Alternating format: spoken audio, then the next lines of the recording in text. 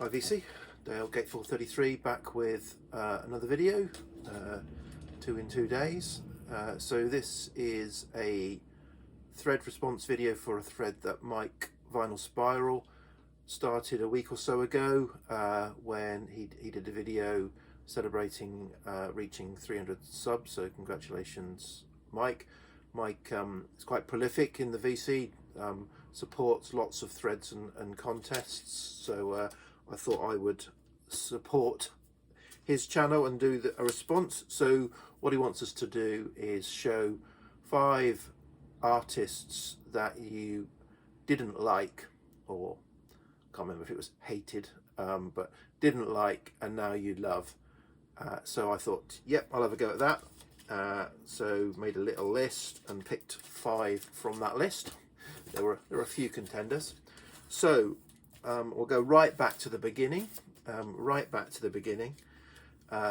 so yeah, and we're going to show Genesis. So when I got into music and heard The Wall by Pink Floyd and liked Pink Floyd at school as a 13-year-old, let's say 12, 13-year-old, I was told, oh, if you like Genesis, so if you like Pink Floyd, you'll love Genesis as well. And so I got some cassettes off of some friends at school of Genesis and just thought, don't get it. This isn't Pink Floyd. It's nothing like Pink Floyd. I don't get the connection. And listened. Can't even remember what albums that they were. So would have been Peter Gabriel era. And then I think I had another go in the CD era. A few years later, I bought a Genesis CD, but I bought Genesis Live, again, the sort of Gabriel era Genesis Live, which is probably not the ideal entry point into Genesis. And again, thought, not so sure, and left it again.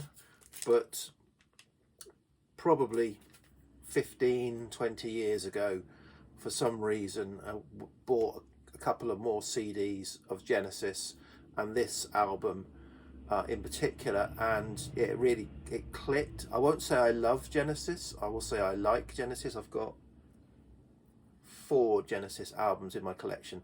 I think since getting back into vinyl through car boots the last sort of 10 years or so, 12 years, I've picked up most Genesis albums because you see them quite often at car boot sales. We certainly did. And and I've had them and they've gone, and I've had them and they've gone, and I'd say currently I've got 4 albums, and that's probably all I need. So yeah, Genesis, an artist I struggled with. I wouldn't say I hated, but I didn't get, that I now quite like. So not quite the love and hate, but and this is similarly not quite the love and hate. This is just passed me by, potentially. So the Smiths, so I think I've said before, as a teenager, a younger teenager, early teens, really my kind of source of music was Top of the Pops, and I wasn't really an albums person. I was a singles person, and so I was familiar with the Smiths when they started having single success and appearing on Top of the Pops and Throwing Flowers Around and the like. And yeah, I kind of thought they sound all right, but I wasn't hooked and didn't so my albums at the time were few and far between that I was buying or listening to, so I never kind of got into them, and again, so they were in the background until probably a lot of these, in fact several of these albums I'm going to show here were triggered really by me reading music magazines.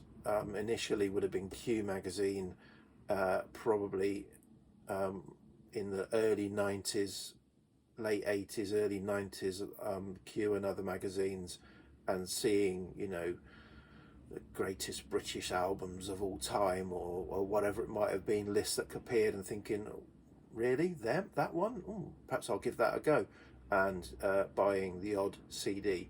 And this is the first CD I would have bought of the Smiths, because this is held up as their magnum opus. I think all of their albums are. Oh, there's a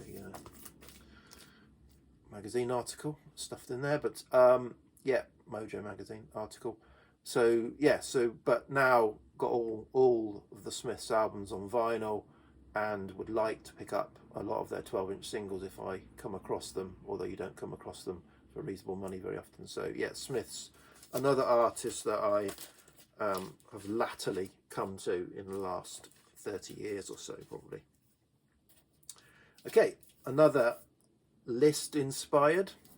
So this would have been probably one of those books, the 1,000 records you must listen to. Well, I think I had several books in the early 90s of, you know, ultimate albums and collections and all that sort of thing, and I'd pour through them and which ones have I got, which ones haven't I got, which ones would I might be interested in by reading the little captions, you know, the little paragraphs that describe them, rough guide to records and all that sort of stuff I used to get. And this was my first and only jazz album, because it was right up there in the greatest albums of all time lists. It always is.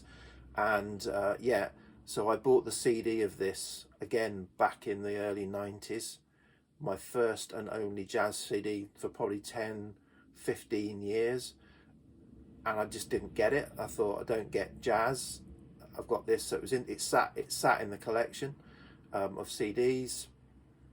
It was my own experience of jazz, but then sort of latterly, since I've got back into vinyl, so probably the last 10-15 years, my jazz collection is now, I don't know, 150 albums, from 1 to 150.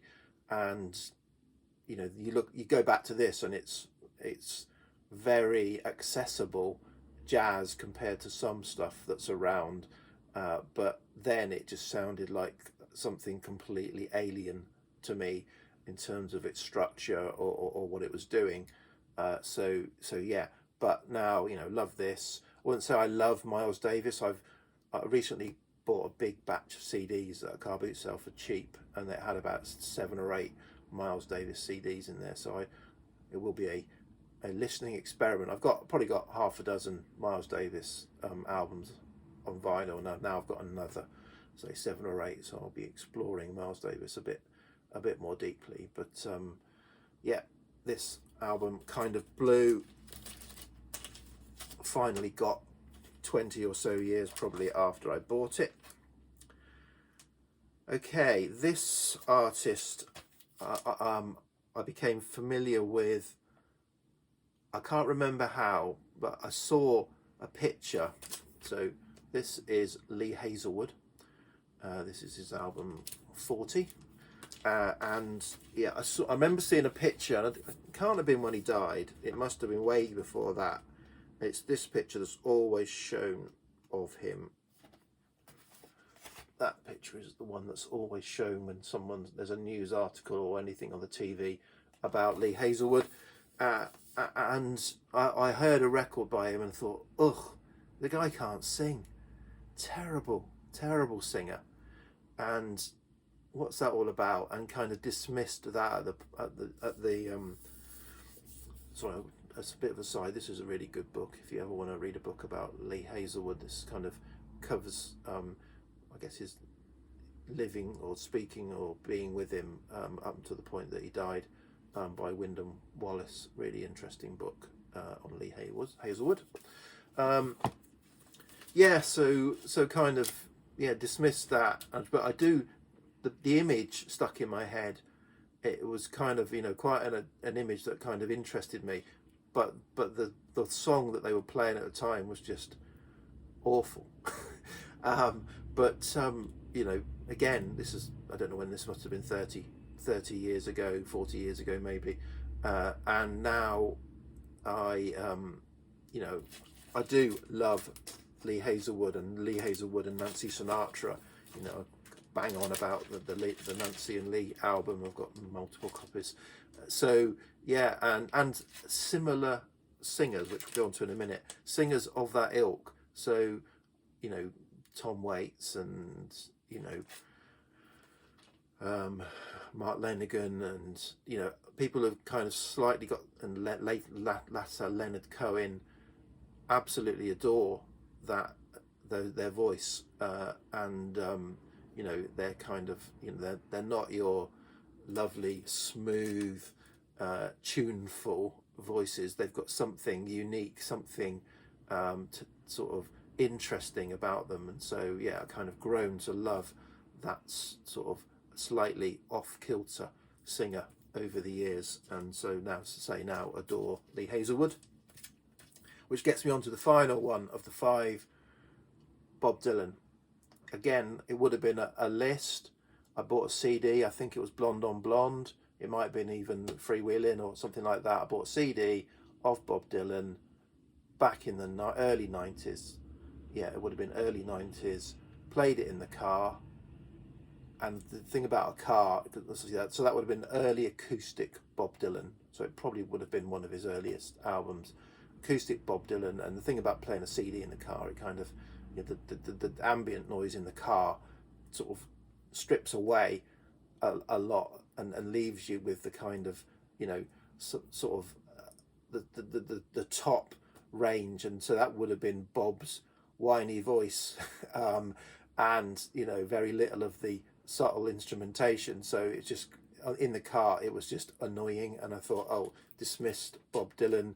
And it wasn't until this came out in 97. It wasn't until around then, probably late 90s, that I went back to Bob Dylan again on reading reviews and thinking, oh, go on then, I'll give him another go, and came to the latter day Bob Dylan, the more gravelly voiced and the much more, I think, to me, atmosphere in his singing and songwriting, and well, not necessarily songwriting, but his singing and the musicality and the instrumentation, and kind of really clicked with me, and then kind of stayed with him probably since then, but then worked back, and now I kind of, apart from his earlier stuff, I still struggle with a bit, from mid-60s onwards, kind of really like Bob Dylan. So another artist that I have, another magazine article there,